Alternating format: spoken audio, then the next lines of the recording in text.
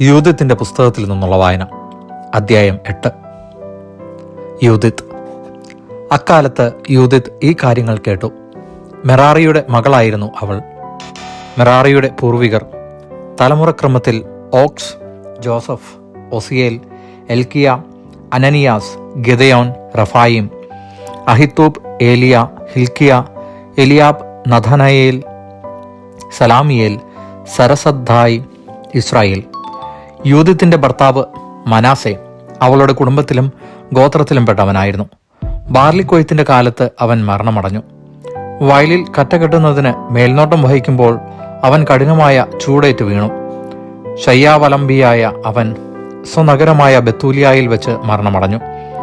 അവർ അവനെ ദോദാനും ബാലാമോനും മധ്യേയുള്ള വയലിൽ പിതാക്കന്മാരോടുകൂടെ സംസ്കരിച്ചു. വിധവയായി തീർന്ന യൂദിത്ത് 3 കൊല്ലവും 4 മാസവും വീട്ടിൽ താമസിച്ചു. അവൾ പുരമുകളിൽ ഒരു കൂടാരം നിർമ്മിച്ചു. അരയിൽ ചാക്കു ചുറ്റുകയും വൈദവ്യ വസ്ത്രങ്ങൾ ധരിക്കുകയും ചെയ്തു. വിധവയായതിനു ശേഷം സാപത്തിന്റെ തലേനാളും സാപത്തും അമാവാസിയുടെ തലേനാളും അമാവാസിയും ഉത്സവ ദിനങ്ങളും ഇസ്രായേൽ ജനത്തിന്റെ ആഹ്ലാദ ദിനങ്ങളും ഒഴികെ മറ്റെല്ലാ ദിവസവും അവൾ ഉപവാസമനുഷ്ഠിച്ചു. അവൾ സുന്ദരിയും ആകർഷകമായ മുഖശോഭയുമുള്ളവളായിരുന്നു.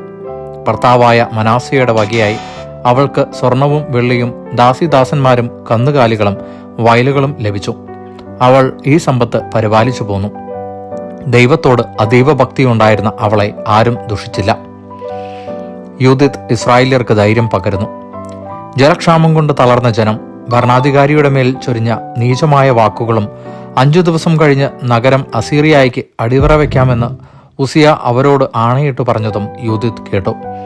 അവൾ തന്റെ വസ്തുവകകളുടെ മേൽനോട്ടം വഹിച്ചിരുന്ന ദാസിയെ അയച്ച് നഗരശ്രേഷ്ഠന്മാരായ കാബ്രിസിനെയും കാർമിസിനെയും വിളിപ്പിച്ചു. അവൾ അവരോട് പറഞ്ഞു, ബെത്തൂലിയ ജനത്തിന്റെ ഭരണകർത്താക്കളെ ശ്രദ്ധിച്ചു കേൾക്കുവിൻ.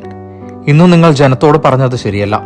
നിർദ്ദിഷ്ട കാലാവധിക്കുള്ളിൽ കർത്താവ് തെരഞ്ഞ് നമ്മെ സഹായിക്കാത്ത പക്ഷം നഗരം ശത്രുക്കൾക്ക് അടിയറ വെച്ചുകൊള്ളാമെന്ന് നിങ്ങൾ ദൈവത്തെയും നിങ്ങളെയും സാക്ഷിയാക്കി ആണയിട്ട് വാഗ്ദാനം ചെയ്തു. ഇന്നു ദൈവത്തെ പരീക്ഷിക്കുകയും മനുഷ്യരുടെ മുമ്പിൽ ദൈവത്തിന്റെ സ്ഥാനത്ത് നിങ്ങളെ തന്നെ പ്രതിഷ്ഠിക്കുകയും ചെയ്തിരിക്കുന്ന നിങ്ങൾ ആരാണ്? സർവശക്തനായ കർത്താവിനെ നിങ്ങൾ പരീക്ഷിക്കുന്നു, എന്നാൽ നിങ്ങൾ ഒരിക്കലും ഒന്നും ഗ്രഹിക്കുകയില്ല. മനുഷ്യഹൃദയങ്ങളുടെ ഉള്ളറയിൽ പ്രവേശിച്ച് അവൻ ചിന്തിക്കുന്നതെന്തെന്ന് കണ്ടുപിടിക്കാൻ നിങ്ങൾക്കാവില്ല. ഇവയെല്ലാം ഉണ്ടാക്കിയ ദൈവത്തെ പരീക്ഷിക്കാമെന്നും അവിടുത്തെ മനസ്സ് കാണുകയും ചിന്ത മനസ്സിലാക്കുകയും ചെയ്യാമെന്നും വിചാരിക്കാൻ നിങ്ങൾക്കെങ്ങനെ കഴിയും? എന്റെ സഹോദരന്മാരെ, പാടില്ല. നമ്മുടെ ദൈവമായ കർത്താവിനെ പ്രകോപിപ്പിക്കരുത്.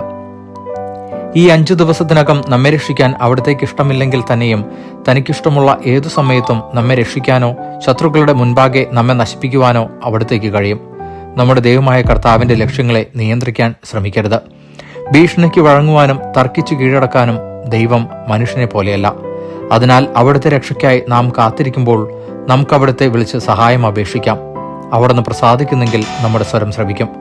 പണ്ടത്തെ പോലെ കരനിർമ്മിതമായ ദേവന്മാരെ ആരാധിച്ച ഒരു ഗോത്രമോ കുടുംബമോ ജനതയോ നഗരമോ നമ്മുടെ തലമുറയിലോ ഇക്കാലത്തോ ഉണ്ടായിട്ടില്ല.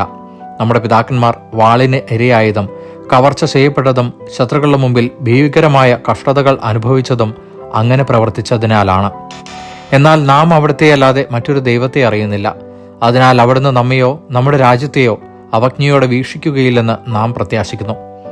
നാം പിടിക്കപ്പെട്ടാൽ യൂദാ മുഴുവൻ പിടിക്കപ്പെടുകയും നമ്മുടെ വിശുദ്ധ മന്ദിരം കൊള്ളയടിക്കപ്പെടുകയും ചെയ്യും. അത് അശുദ്ധമാക്കിയതിന്റെ ശിക്ഷ അവിടുന്ന് നമ്മുടെ മേൽ ചുത്തും.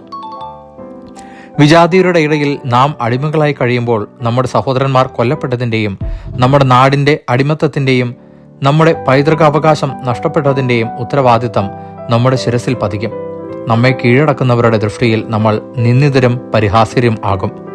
അടിമത്തം നമുക്ക് ഗുണകരമാവുകയില്ല. നമ്മുടെ ദൈവമായ കർത്താവ് അത് നമ്മുടെ അപമാനത്തിന് കാരണമാക്കും. അതിനാൽ സഹോദരന്മാർക്ക് നമുക്ക് മാതൃക കേട്ടാം. അവരുടെ ജീവൻ നമ്മെ ആശ്രയിച്ചിരിക്കുന്നു. ശ്രീകോവിലിന്റെയും ദേവാലയത്തിന്റെയും ബലിപീഠത്തിന്റെയും സുരക്ഷിതത്വവും നമ്മിലാണ്.